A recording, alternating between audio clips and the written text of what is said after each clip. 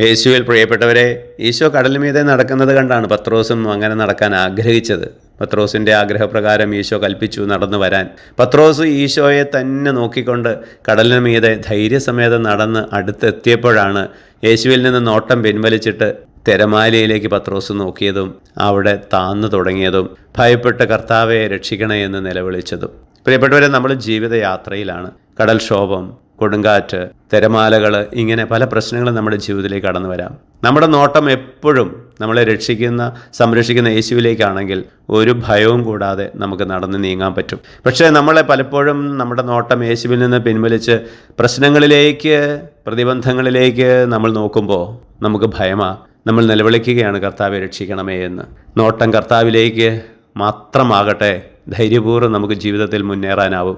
സങ്കീർത്തകനോടൊപ്പം നമുക്കും പറയാൻ സാധിക്കട്ടെ, മരണത്തിൻ്റെ നിഴൽവീണ താഴ്വരയിലൂടെയാണ് ഞാൻ നടക്കുന്നതെങ്കിലും കർത്താവ് കൂടെ ഉള്ളതിനാൽ ഞാൻ ഭയപ്പെടുകയില്ല.